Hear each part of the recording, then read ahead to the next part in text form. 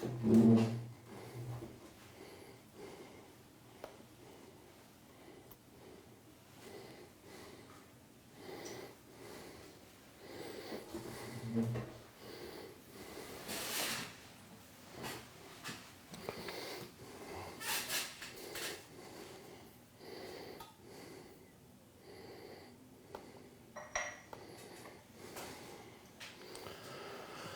good morning and welcome to Daylight with Dean number 308 on March 11th, 2021. The sound sounds good. And welcome to... There it is.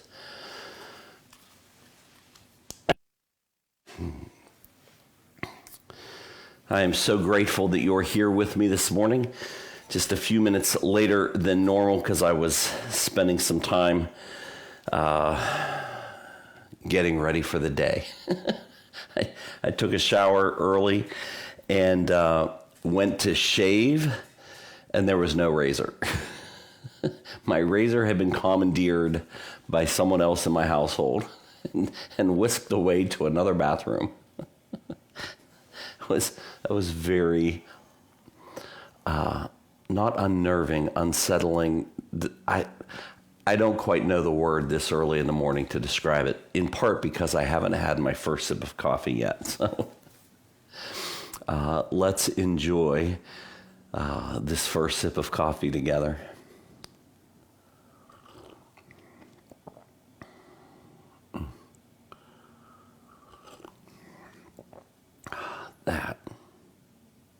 That's just happiness. I have my Jesus and coffee mug. My friend gave me 2 of these Sunday at church. So thank you, Michael Black.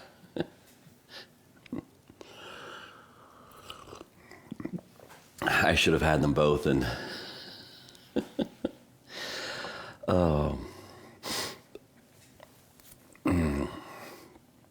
I'm so grateful to be here this morning and to be with you. Thank you as well for all the well wishes and blessings and great things you shared about our first date and the 30th anniversary of that meeting. It meant a lot to us. Leslie and I had a delightful dinner on Tuesday evening at our new favorite restaurant and had a great time. And because I was telling the story yesterday of our meeting, I didn't get to share with you about the events Tuesday when I picked her up from school. So, I know I mentioned, but didn't really give you the details. So we were having the topsoil spread at the river where we had put the new sidewalk in. There was a lot of excavating that had to be done to the yard to get it to the correct level. And so that work was done in December, but it wasn't finished with the topsoil spread and grass planted and straw put on it until yesterday. So Tuesday, my job was to get some grass seed and get bales of straw. Well, my cousin owns a farm in, I guess it is officially Murraysville. I don't quite know. It's on 286. It's the Gerhard family farm where they have the Gerhard corn maze. And Herb Gerhard is not technically my cousin. He's married to my cousin, who's a Rubrite. And so I have formed quite a friendship with Herb over the 7 or 8 years that I've gotten to know him well, and just so grateful for him. So I was able to buy the straw I needed from him, but I had to go pick it up after he got off work at 4. Well, my wife, I drove her to school that morning, and she needed a car. She needed picked up, so I picked her up in my 2001 Toyota Tacoma work truck that is like an office, that's like a storage room. It's just got a lot of stuff in it. and I had my trailer on the back of it, my small trailer to put the bales of hay. So I'd cleaned enough space for her to sit comfortably. But this is really a beater truck that I use to haul scrap and all that kind of stuff. So I picked her up, and I'm expecting, a little annoyance, like she does not enjoy being surrounded by stuff the way I do. So riding in my truck is not her favorite thing when it hasn't been cleaned out and totally emptied. And so I was prepared for it. So, but it's our 30th anniversary of our first date. So we're both in quite a happy, good mood. And I had brought her favorite coffee when we were traveling home from Pittsburgh earlier that morning. I stopped at her favorite coffee place, and so I'd built up some goodwill. So one thing about my truck is the right front fender has a piece of weather strip that comes down from the fender flange or flare and the metal, and that flap has come loose, and it's a weather strip. It flaps. Well, when it flaps, it hits the fender of the car, and it goes tap, tap, tap, tap, tap when you're driving down the road. And it is whatever. It doesn't excite me that much. Yeah, I should get some caulking and adhesive and put it back, but I just, So we're driving on Greensburg Road out to the farm, and Leslie's like, oh, I just love the tapping on the fender. And the way she said it, it was just like, you could tell that our core value of being amused instead of annoyed was at work. And I'm like, oh, that was great. I started laughing. She started laughing.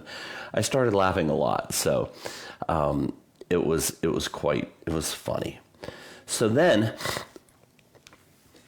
to pick up the straw, we're going to a barn that's not on his main farm where I usually go. It's at a different location, and I'm not quite sure where it is. So he gives me the address, so I'm going, and I know it's up ahead, and I'm on a back road. Well, there's a car behind me, but it's a back narrow farm road, so I'm like not going real fast. I don't want to miss it because it's a pretty sharp, quick right-hand turn.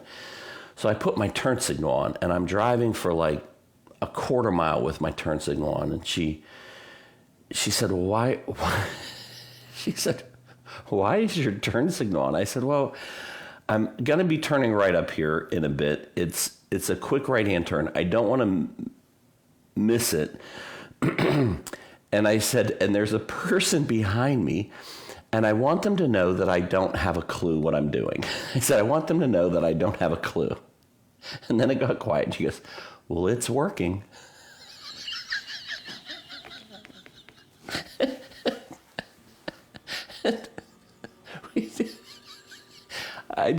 I loved it. I loved it. And then we pulled into the farm, and it's in this barn, and they're tearing down an old small house that's on a foundation, elevated foundation with block, and then they're tearing it down. And this house had not had anybody residing in it in decades, and it was more like a cottage, and weather was taking its toll on it, and it was gone. So they were dismantling that, and there was just a lot of stuff around, a lot of junk, a lot of stuff that you just can't throw away because it's not like worthless, but you don't know if you'll use it again. And I'm like, oh, I'm just feeling my soul come alive because it's like there's property here. You can put what you want. And I'm like, oh, Leslie. I said, this is breathing life into my soul. I said, all of this stuff is probably stressing you out, isn't it? She's like, you have no idea. So that was the prequel to our evening dinner. And I love the way that we I love the way that we never really think that we are the issue. we always think that everybody else needs more grace than us, that everybody else is challenging, that we are the normal ones. And whenever I watch Leslie choosing to be amused instead of annoyed, it just is so fun, because I'm like, she could really be nasty and mean to me right now. She could shame me. Why haven't you taken care of this weather strip? It's been flapping for years. What's the matter with you? Those kind of messages. And yet she just is like, I just love the sound of that weather strip flapping. And so I cannot tell you in our lives what a game changer and lifesaver that has been. And I have to admit, Leslie is much more amused with me than I am with her. She does nearly walk on water. She is all that. And thank you for letting me share that little bit of my anniversary of the first date evening with you guys.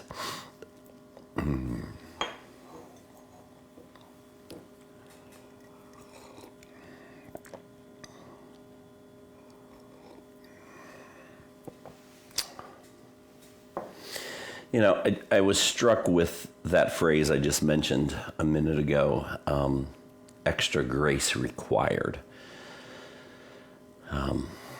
One of the biggest revelations for me in the past year, because I would go to conferences, and I think John Maxwell, a great Christian teacher on leadership, was the first person I heard use that phrase, extra grace required. And he would refer to those people that when you're around them, you just need to have a little extra grace because they're challenging, or they get in your space, or I'm not quite sure what words to use to describe them, but that saying has always stuck with me. Extra grace required. It's an extra grace required person, an EGR person. And I know I've shared this before, but, this past year, whenever God slapped me upside the head and said, you think that's an extra grace required person, don't you? And I'm like, well, yeah. and he's like, Dean, he didn't use these words, but you're an extra grace required person. Do you know how much extra grace I've had to have for you throughout your entire life? And it was just like, I am. And it was one of those like shifting realizations that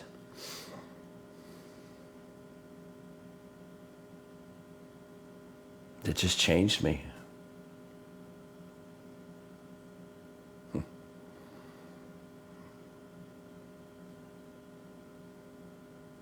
Just unhinged a lifetime of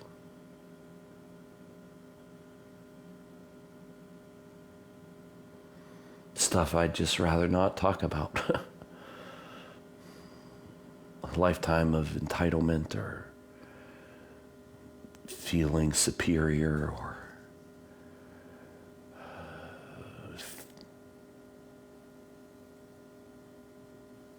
feeling better than.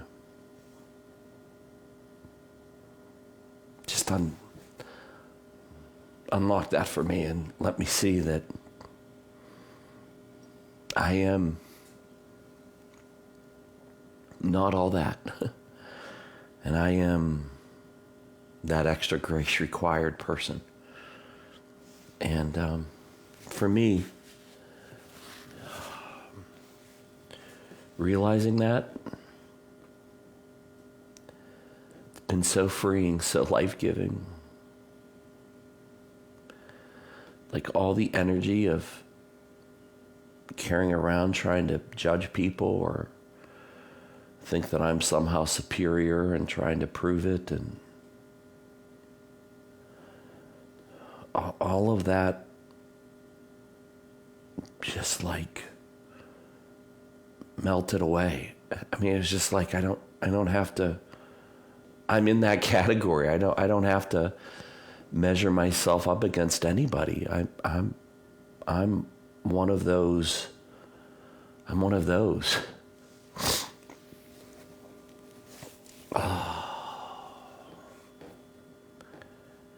And I'm just starting to put together how freeing and life-giving that is.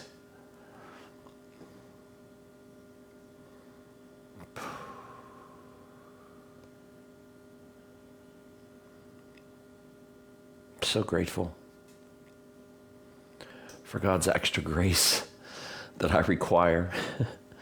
I'm so grateful for his patience with me, and I'm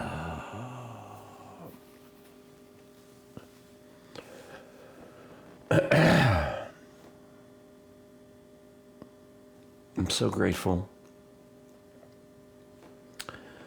to be loved so deeply by the Lord, who knows all that about me and reveals it to me.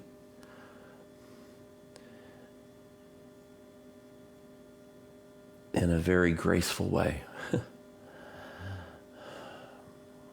so grateful that he still breaks me and changes me and wants to root out all the things in there that don't bring life, that don't bring glory to him,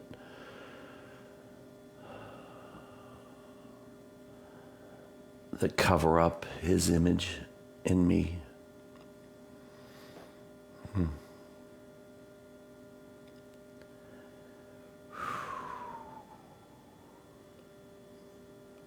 It's, I don't know, I can't describe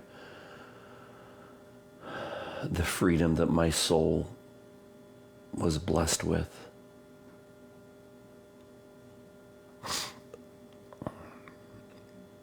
When I realized that I am that too. I mean, I can sing Amazing Grace that saved a wretch like me and, all that, but for whatever reason,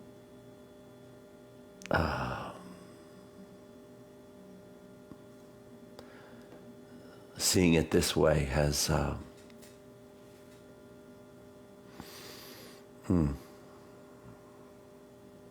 it's got my attention. It helps me see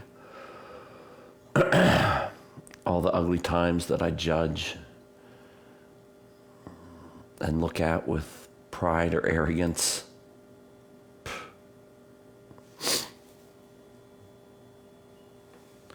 And can I tell you something silly? That and the calling to be a blessing and realizing that that's God's call on all of our lives as followers of him, those two things are changing the way I drive and the way I react with other drivers on the road.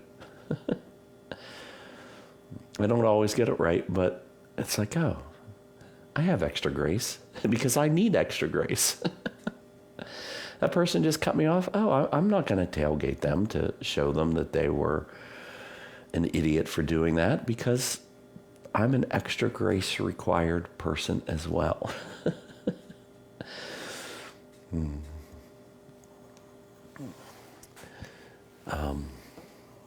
going to be extra late for the gym too if I don't stop talking. So I love you. Great to be with you today. Thanks for letting me wow, didn't plan on that, didn't see that coming. So let me pray and we'll get on our way. God, thank you so much for today. Thank you for my friends that I get to be on this journey with. Thank you for the safe place to just kind of share your work in my life in digging up and unearthing and bringing to my attention some of the ugliness that I had just gotten very comfortable with. Thank you for the extra grace that I require, the way that you have extra grace for me. Thank you for giving me extra love and extra appreciation for all who I put in that category in my life, because they are magnificent teachers to me of your love and faithfulness. And may I live in your grace today. May each of us as well. In Jesus' name, amen. All right, guys, thanks for this time. And I will try to stop being all dewy-eyed by the next daylight. So God bless you. Can't wait to see you tomorrow. Bye.